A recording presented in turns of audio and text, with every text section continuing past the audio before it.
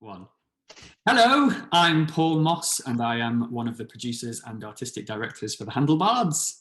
And I am Tom Dixon, the other producer and co-artistic director of the Handlebards. So the company started in 2013 as an all-male troupe, just 4 actors. And here's the rub: we were cycling everywhere from venue to venue, carrying everything for the shows on the back of our bicycles, hence the term Handlebards. So when we're in the UK, all of our shows start as a cycle tour. So each summer we typically put on 2 tours, starting in London and ending up in Scotland, cycling about 1,500 miles each tour and carrying everything for the tour on the back of bikes, as you can see here. We also use a lot of bike-related stuff in the show. So if you look at Bottom's helmet there, that's a bicycle seat as his nose and some tyres as his ears. And so we're constantly recycling all the bike-related paraphernalia into our shows and recycling props and costumes as we go. So what is good sustainability? But back in 2014 was the first time that we won the Fringe Sustainable Practice Award. And what they say good sustainability is being ecologically and economically sustainable whilst maintaining artistic excellence. And I think that's a really good description, really, and it's one that we stand by. So the reason that we kind of been nominated for these awards is because of it's less to do specifically with the show that we put on, which we always keep entertaining and light.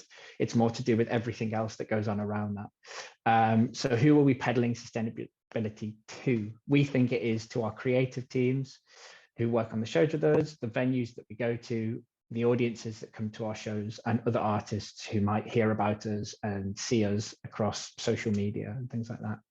So what we believe is that self-imposed restrictions and limitations can lead to innovation and creative ways of thinking. It's easy to just go with the status quo, to do what everyone does, and to put a tour in a van, but we don't think that would necessarily lead to creative thinking. So starting with the creative team, a limitation that we put on them is that all the set props and costume have to be able to fit into 245-litre boxes. And this is because we're cycling from venue to venue, so the actors need to be able to carry it. If it's any more, then they won't be able to carry it from show to show. And so they won't get to venues on time for the show. And so this limits the director and the designer in terms of what they can use in the show. And we think it makes them act creatively. They start using costumes for 2 different characters. We've had jackets that go inside out for a different character, things that come together, different people's costumes that come together to make a puppet. And here it is, the setup. This was back in 2015. Those 2 boxes are then attached to the back of the bikes, and we cycle along with them. And that's a picture of me. And what we don't usually tell people is actually that picture's been photoshopped, and I was actually putting the finger up at Callum, who was photographing me, because he chose to take a picture rather than help me push the trailer up the hill. And it's a good example of how it isn't all rose tinted and sort of sunshine cycling trips when we're doing this. It is hard work to be sustainable, but we think it's worth it. And another limitation that we put on the creative team, I think an obvious one perhaps, is that as much as possible, the set props and costume have to be repurposed, recycled, or from secondhand stores.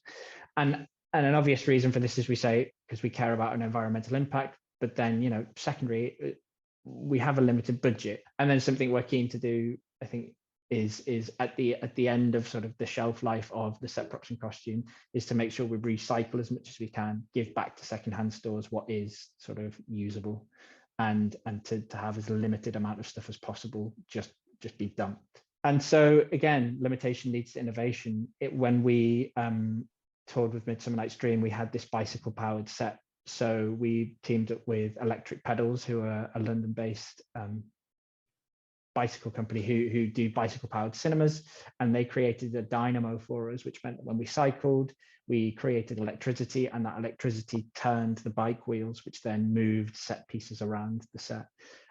that kind of thing wouldn't have been, we would never have thought of doing that were it not for the limitation we put on ourselves of having to cycle things everywhere. Yeah, so there's also a lot of creativity on the sort of logistical and production side of it as well. So we have a lot of interesting conversations with venues because we do have to work in a very different way to a lot of companies.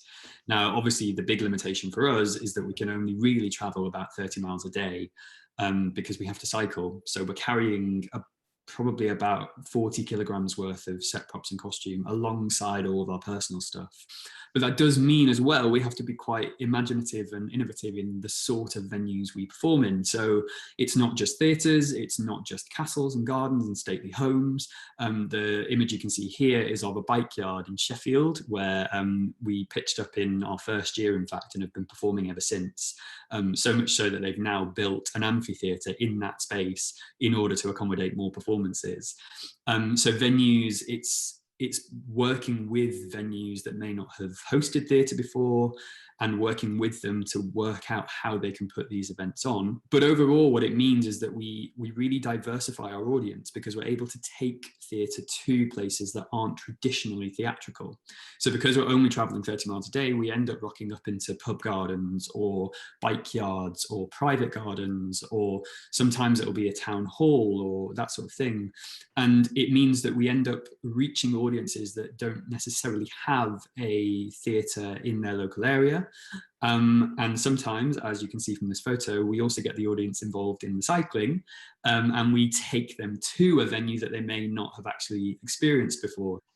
There are obviously limitations to the limitations you can put on yourself. One of the things that we've realized over the years is obviously the welfare of company members is important. And in our first years, when it was just us, we were camping everywhere we went. So practically, we've probably had our lowest carbon footprint in our first few years, but realistically, you need to consider the welfare of your company. They're cycling 30 miles a day and performing a show at the end of most evenings. They need to stay in a nice, reasonable, a hotel with a shower and a good bed. And so, yes, carbon is going to go up, but there has to be a baseline of carbon, I think, for when considering your company's welfare. Yeah, and everything is carbon as well. So the reason we were able to keep ourselves sustainable as a company is because we would travel internationally when the winters here were too cold for us to do outdoor Shakespeares. So here's a picture of us doing A Midsummer Night's Dream in Gardens by the Bay in Singapore. So we were able to keep the company afloat by doing big, highly paid gigs in Europe, in America, in Asia, and yeah, that did cost carbon. And we're now working out how we can still maintain those audiences internationally and maintain that reputation, but doing it in a much lower carbon way. Some of the ways that we've started thinking about that is we've teamed up with Equilibrium, who predominantly work with sort of music festivals and musicians that tour. And I think we're one of the first theatre companies to work with them. But we tell them how many miles we've traveled, either that's through the UK or if we were doing an international tour, how many miles we've flown. And they come back to us with a quote of how much we need to give in order to offset.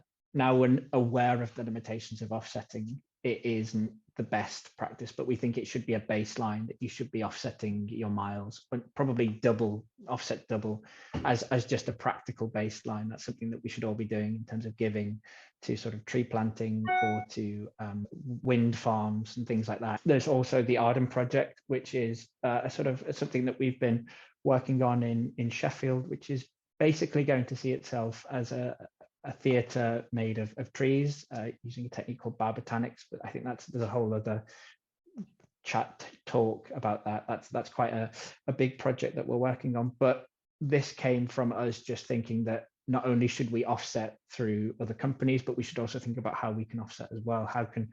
Where can we plant trees? How can we work with communities in order to sort of give back to, in a planetary sense? It's not just about offsetting carbon, it's also about giving back on a community level. So we're sort of secret activists, I suppose. Even though we're performing light-hearted Shakespeare around the country and around the world, there's always an environmental message behind it. So we do use our channels, we use our social media and our website to really forward those things. So our more engaged audiences we are having conversations with them all the time about how we and they can be more sustainable.